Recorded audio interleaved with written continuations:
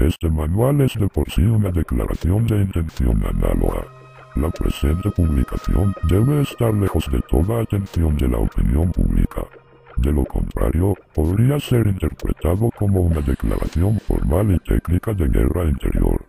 Además, en el caso en que una persona o un grupo de personas que ocupan una posición de poder importante utilizaran tales conocimientos y una tal metodología para una conquista económica, está entendido que un tal estado de guerra interior subsiste entre este grupo de personas y el público. Ha sido seleccionado en razón de su capacidad de mirar a la sociedad humana con una objetividad fría, y aun de analizar o de discutir de sus observaciones y conclusiones con capacidades intelectuales similares, sin perder la cualidad de discreción y humildad. Tales virtudes son ejercidas en su propio interés superior.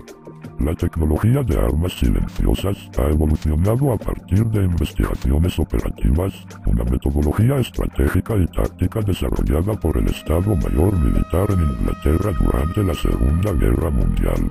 El objetivo original de investigaciones operativas era estudiar problemas estratégicos y tácticos de defensa aérea y terrestre teniendo como objetivo la utilización efectiva de recursos limitados contra los enemigos extranjeros.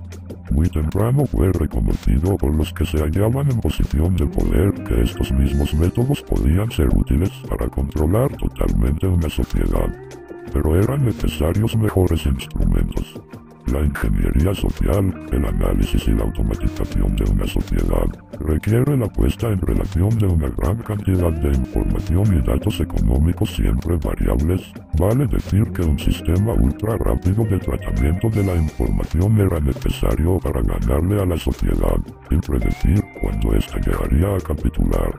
Las calculadoras relegadas eran demasiado lentas, pero la computadora electrónica, ordenador hizo posible cumplir con esa misión. La siguiente etapa decisiva era el desarrollo de una metodología de programación por líneas en 1947.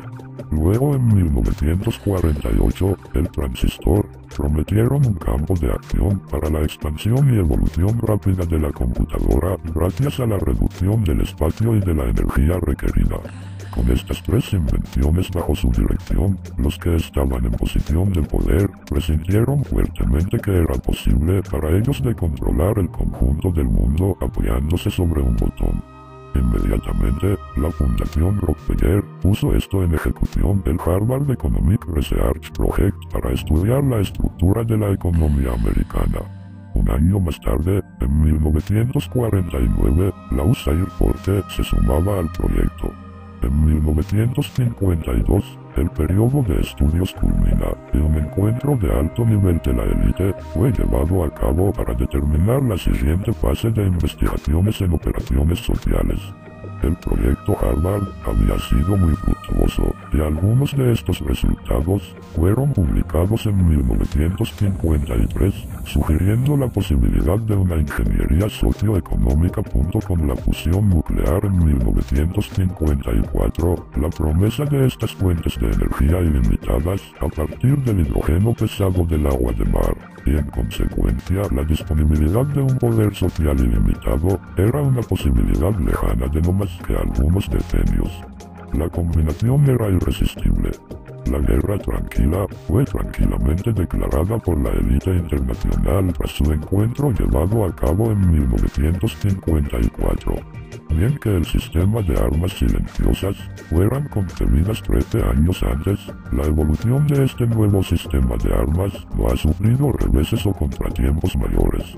Desde ya, esta guerra interior ha logrado muchas victorias sobre muchos de los frentes a través del mundo. En 1954, los que se hallaban en posición de poder habían reconocido que todo era cuestión de tiempo, de solo algunas décadas, antes de que el público ordinario sea capaz de alcanzar y voltear la cuna del poder, y antes de que los elementos esenciales de la nueva tecnología de las armas silenciosas sean accesibles para una utopía pública tal como lo son para proveer ahora una utopía privada. La cuestión de primera importancia era la de la dominación, la cual giró en torno de los temas de las ciencias de la energía. La energía es reconocida como la clave de todas las actividades sobre tierra.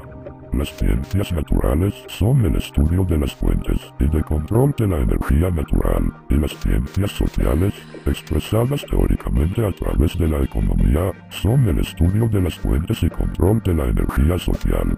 Ambos son sistemas compatibles. Las matemáticas. En consecuencia, las matemáticas son la primera ciencia de la energía. Toda ciencia es esencialmente un medio hacia un objetivo. El medio, estrategia, es el conocimiento. El objetivo es el control. Más allá de ello, queda pendiente una sola pregunta. ¿Quién será el beneficiario? En 1954, ese fue el tema de preocupación principal. Si bien fueron relevadas cuestiones morales, desde el punto de vista de la ley de la selección natural, fue admitido que una nación o que una población mundial quien no utilizaría su inteligencia no sería mejor que animales que no tienen inteligencia. Tales personas son animales domesticados por elección de ellos mismos y consentimiento. En consecuencia, en el interés del futuro orden mundial, de su paz y de su tranquilidad, fue decidido de llevar a cabo una guerra tranquila contra el público con un último objetivo de desplazar la energía social y natural, riqueza, de la masa indisciplinada e irresponsable hacia las manos de algunos suertudos autodisciplinados y responsables. A fin de lograr este objetivo, fue necesario crear, proteger y de utilizar nuevas armas que, como el futuro lo dirá, eran un tipo de armas tan sutiles y sofisticados en su principio de funcionamiento y su apariencia pública que obtuvieron el apelativo de armas silenciosas. En conclusión, el objetivo de la investigación económica, tal como es llevada a cabo por los dirigentes del capital y de las industrias de bienes y servicios, es el establecimiento de una economía totalmente previsible, predecible y manipulable. A fin de alcanzar hacia una economía totalmente predecible, los elementos de las clases inferiores de la sociedad deben ser llevadas a un control total, es decir, ser puestas a la calle, sometidas al yugo y asignadas a un deber social de largo plazo desde una edad temprana, antes de que tengan una oportunidad de hacerse preguntas o cuestionamientos sobre la propiedad de la materia. Para llegar a tal conformidad, la célula familiar de las clases inferiores deben ser desintegradas por medio de un proceso de aumentación de preocupaciones por parte de los padres. La calidad de la educación dada a las clases inferiores debe ser de la más pobre, de manera que la brecha de la ignorancia que aísla las clases inferiores de las clases superiores sea y permanezca incomprensible para las clases inferiores. Con tal discapacidad, mismos los mejores elementos de las clases inferiores tienen poca esperanza de extirparse del lote que les ha sido asignado en la vida. Esta forma de esclavitud es esencial para mantener un cierto nivel de orden social, paz y de tranquilidad para las clases superiores dirigencial. Todo lo que se espera de una arma ordinaria es esperado para una arma silenciosa por sus creadores, pero se diferencian solo por su manera de funcionar.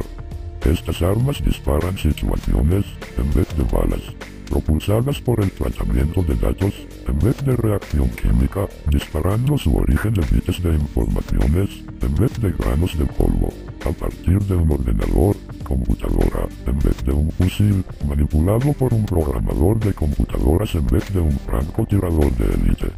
No producen ruido de explosión evidente, las armas silenciosas, no causan daño físico o mentales aparentes, ni interfieren de manera evidente con la vida cotidiana social de cada uno.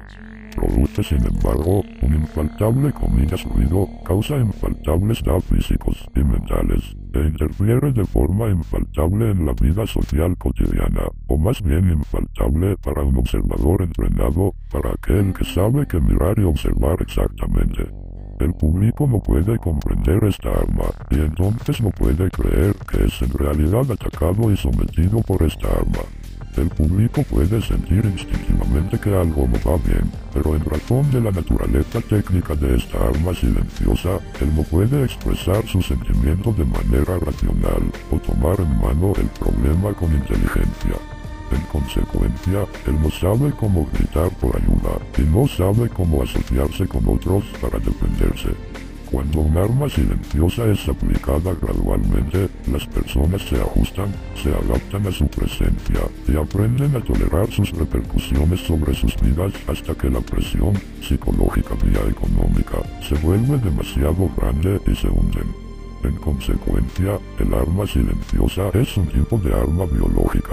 Ella ataca la vitalidad, las opciones y la movilidad de los individuos de una sociedad, conociendo, tendiendo, manipulando y atacando sus fuentes de energía social y natural, así como sus fuerzas y debilidades físicas, mentales y emocionales. Dadme el control sobre la moneda de una nación, y no tendré por qué preocuparme de aquellos que hacen sus leyes. La tecnología actual de las armas silenciosas es una extensión de una idea simple descubierta, sucintamente expresada, y efectivamente aplicada por Mayer Amschel Rothschild. El señor Rothschild descubrió el componente pasivo faltante a la teoría económica, conocida bajo el término de inducción económica. Obviamente, él no pensó sobre su descubrimiento en los términos del siglo XX, por lo que el análisis matemático tuvo que esperar la segunda revolución industrial, el advenimiento de las teorías físicas y electrónicas, y finalmente la invención de la computadora electrónica, antes mismo de ser efectivamente puesto en aplicación para el control de la economía mundial. Lo que el señor Rothschild había descubierto era el principio de base del poder, de la influencia y del control sobre las personas tal que era aplicado a través de la economía. Este principio es que, cuando usted asume la apariencia de poder, las personas se lo dan pronto. El señor Rothschild había descubierto que el dinero o las cuentas de crédito sobre depósito tenían la apariencia necesaria del poder que podía ser utilizado para inducir a las personas, la inducción a las personas, representando como un campo magnético, intercambiando sus riquezas contra una promesa de riqueza más grande, en vez de una compensación real.